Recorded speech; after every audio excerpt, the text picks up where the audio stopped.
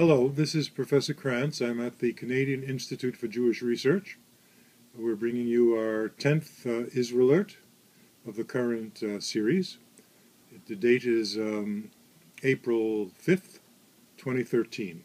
Today's topic will be the Iranian-Israeli nuclear situation in the light of the current crisis involving North Korea and North Korean nuclear threats, which I think throw a great deal of light on the problem that Israel and the West face with the Iranian development.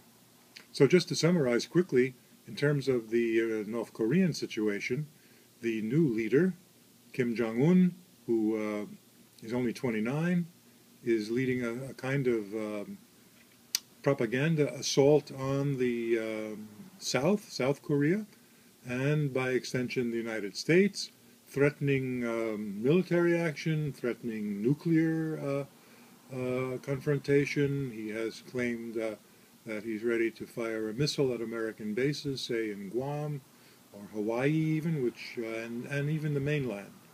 No one is quite sure whether he can in fact reach the mainland with a long-range missile, or whether he has perfected a nuclear warhead that will fit on a missile, but no one is quite sure that he can't.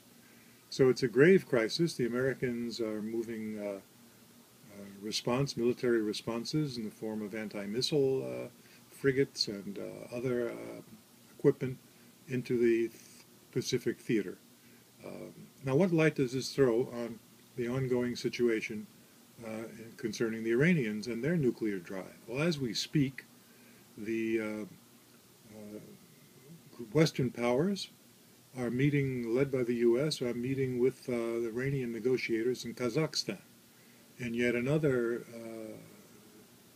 in a series of negotiations, trying to, in some sense, head off the Iranian nuclear drive, which is very close, 6 months, a year, to achieving weaponization, or capability to have a weapon, certainly having enough uranium, plutonium, to manufacture several bombs, and perhaps to do even more than that. So it's really very pressing. The Americans continue the sanctions policy, which they claim will be able to pressure the Iranians into making a deal on their nuclear capacity, which would avoid weaponization.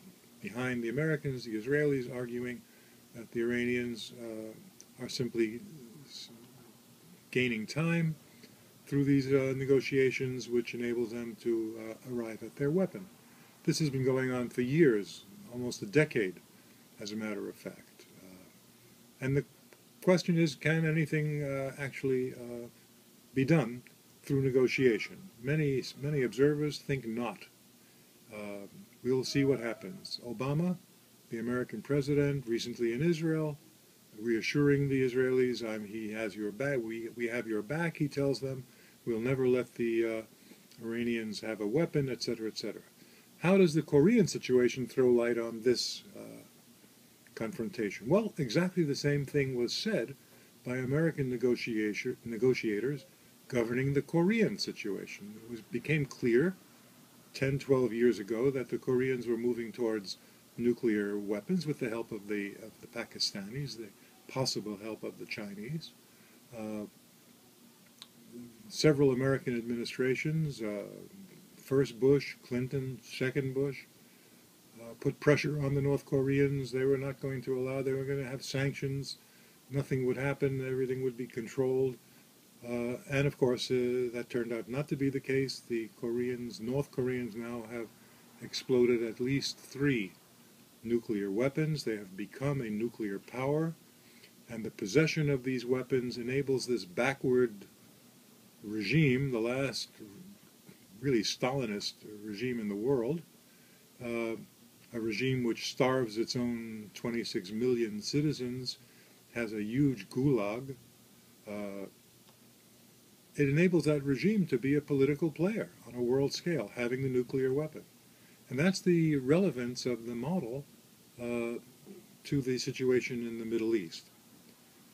If the Iranians were to achieve a nuclear weapon, and they're very close, if negotiations failed, which means that the policy of sanctions failed, And if Israel didn't move in such a circumstance militarily to destroy as much as possible of the Iranian capability, and it remains to be seen whether Israel eventually finally will or will not move, uh, Iran would become a major player in the region, the Middle East, and by extension uh, in the West, in Europe, and even in the global theater. Iran as a nuclear power. That has been the drive of the Iranians. They have been willing to sacrifice a great deal to make this possible, to make this possession of a nuclear weapon possible. And the West has again and again and again failed to prevent them. And the issue now is it too late? Well, it's too late with the North Koreans, and they are a crazy regime, so-called. People aren't sure whether, it's tragicomic kind of situation. You watch the North Korean news items and you see the hundreds of thousands of goose-stepping soldiers and crazy people on their news programs threatening the United States, and this roly-poly guy with the strange haircut, on one hand, jiving with an American basketball player who happened to be this guy Rodman, and the next moment threatening the United States directly with nuclear annihilation. And he can't be stopped. How do you stop this guy? Right? What do the South Koreans do? They can't risk war. Or they can't risk his use of a bomb on their population centers. Seoul, the capital of South Korea, is over 9 million people, and it's a few kilometers south of the border with North Korea. The North Koreans have, let alone nuclear weapons, they have 50,000 artillery pieces trained on the capital. It's an incredibly dangerous situation. And they're a crazy regime. The Iranians are not a crazy regime in that sense. The Iranians are much more rational, much more calculating.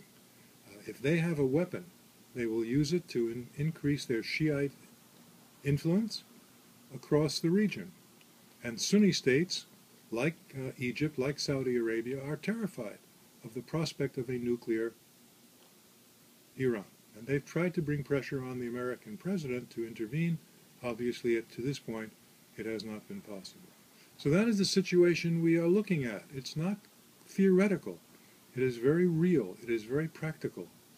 The Pacific region is under the gun of a North Korean nuclear pressure, a nuclear threat, which is not easily dealt with.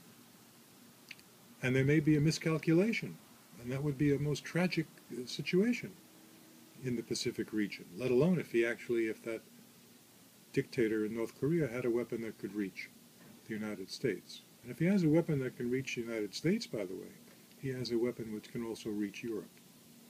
True, too, of the Iranians. They are well advanced in missile development. They have long-range ballistic missiles. Once they have a warhead which they can attach to these missiles, they threaten not just Israel, not just Saudi Arabia, not just Egypt, but they threaten all of Western Europe. Just take a look at a map. This is the circumstance we're watching. Will anything happen in the negotiations currently going on in Kazakhstan? Personally, I doubt it. If that negotiation fails, then the pressure is on both Israel and the United States to actually do something. And doing something means military intervention. And military intervention, of course, is a most serious step, particularly for a tiny state like Jewish Israel. And yet it may be left to that tiny state to deal with what is, next to the North Korean situation, the most pressing global issue of our moment, our historical moment. Thank you very much. We look forward to discussing this and other issues with you in the next Isralert.